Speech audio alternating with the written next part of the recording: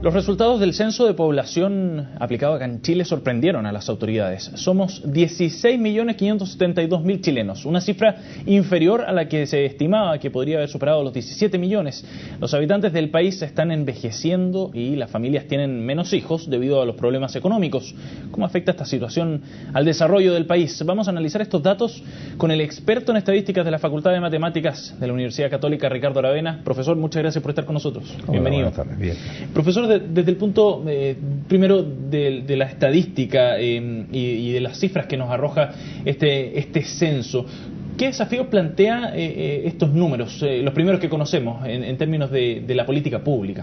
Bueno, primero que nada habría que llamar la atención en que el resultado de ayer corresponde a las personas que fueron censadas y de hecho reconocen que aún falta algún porcentaje que no va a ser censado. Por lo tanto, no somos 16 millones y medio, censaron a 16 millones y medio. Perfecto. Así que posiblemente nos acerquemos a los 17 después de todo.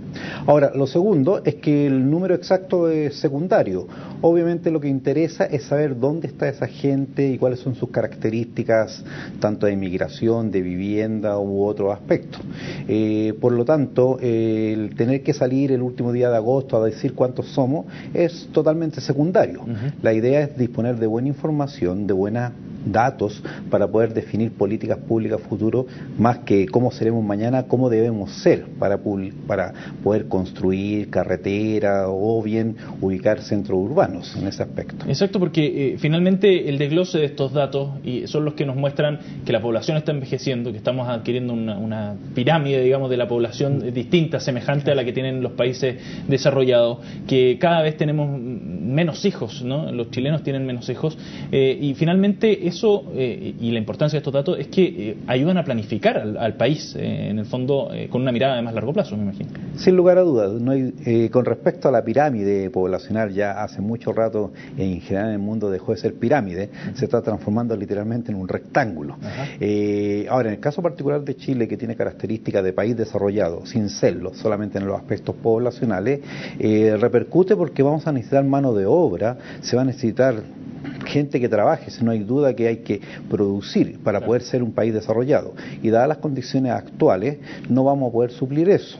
La tasa de dependencia, es decir, la cantidad de personas que depende de un trabajador aumenta, porque hay más personas mayores de 65 años de tercera edad, por lo tanto eso va a provocar de algunos otros problemas económicos graves y sin lugar a duda disponer de mano de obra va, no sé, a veces son cosas coyunturales que uno puede recurrir a países vecinos, claro, pero no hay duda que eso es algo que viene grave, ¿no? Claro, en el fondo hay que comenzar a abordar temas de inmigración que quizás hasta ahora no se habían contemplado, o temas relacionados, por ejemplo, con el cuidado de los adultos mayores, que hasta ahora tampoco quizás no se había explotado de la manera en que estos datos nos obligan a hacerlo. Sí, bueno, ya nuestra población está envejeciendo cada día más, ya los expertos saben exactamente que jubilar a los 60 o 65 no va a permitir que la población sobreviva hasta el final. Nuestra esperanza de vida se acerca ya a los 80 años hoy en día, en comparación a hace 40, 50 años que era apenas 60, 65 años. Claro, no podemos obligar a los chilenos a tener más hijos, digamos, claro, eso no pasa por una política pública. Claramente, si se le dan ciertas facilidades como trabajo más bien de medio tiempo, ayuda estatal en términos del cuidado de los niños, a lo mejor la población se pone en campaña en ese sentido. No hay que olvidar que España hace algún tiempo premiaba económicamente a los hijos españoles. Claro. Ahora, profesor, desde el punto de vista de la metodología, que es una palabra que ha estado bien en boga en las últimas semanas a raíz de la encuesta CACEN, pero también a raíz de este censo 2012, ¿es confiable esta encuesta, este censo? ¿Qué tanta precisión tiene estos datos? Bueno, primero que nada, el censo es un desafío enorme en el sentido de preparación y realizar. Se hacen cada 10 años. Hasta el año 2002, literalmente el país se paralizaba un día para realizar el censo y llevar a cabo esta enumeración y fotografía de todos los ciudadanos. Digamos que en términos de plata, proporcionalmente creo que es lo mismo, no es que se haya ahorrado dinero en el sentido de extenderlo durante 3 meses. Pareciese ser, por lo que dicen las redes o lo que uno sabe, quedó mucha gente sin contar.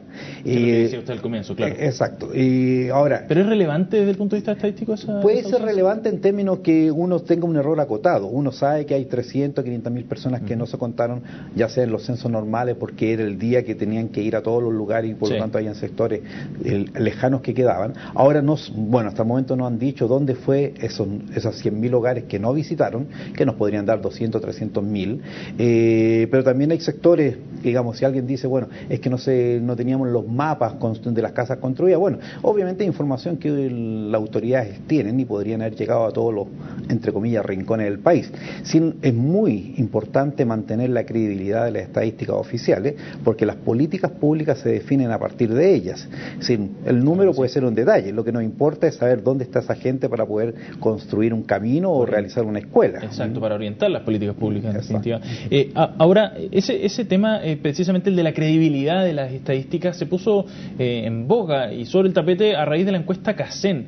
¿Qué tan crítico ve este tema, digamos, el de las dudas que se siembran respecto a las cifras oficiales que, como usted decía, son las que finalmente orientan la política pública? Es muy relevante tener buena información, porque eso permite definir adecuadamente las políticas que den frutos provechosos.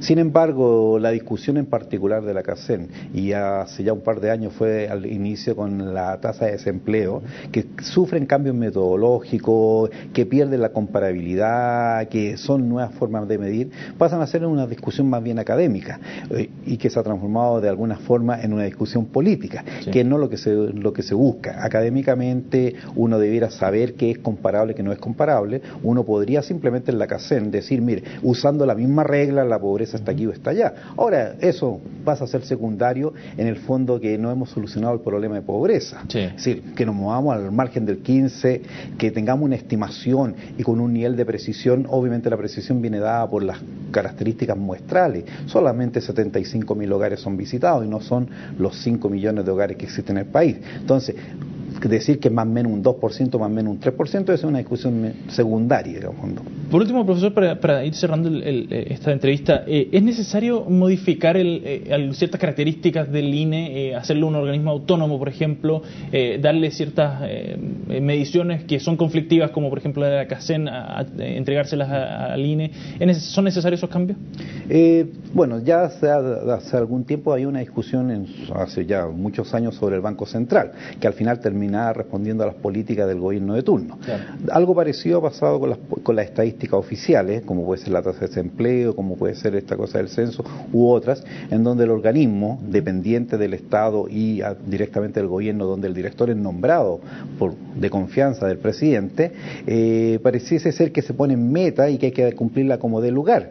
En el caso particular del censo, decir antes de tener el resultado, se sabe exactamente hoy en día cuántos chilenos somos con la cosa del registro civil, con los números, claro. Se sabe con exactitud. Si la idea del censo es saber dónde están y qué es lo que necesitan o que requieren. Claro. En el caso particular de la CACEN, que tiene cierto grado de independencia porque se divide el trabajo entre el INE y el MDS, el Ministerio de Desarrollo Social, sí. Se contrata el levantamiento de terreno, en este caso ya sea lo hizo la anterior Universidad Alberto Hurtado, claro. Ahora la Universidad de Chile, y parte del análisis en conjunto con el MDS lo hace la CEPAL para de alguna manera darle más credibilidad.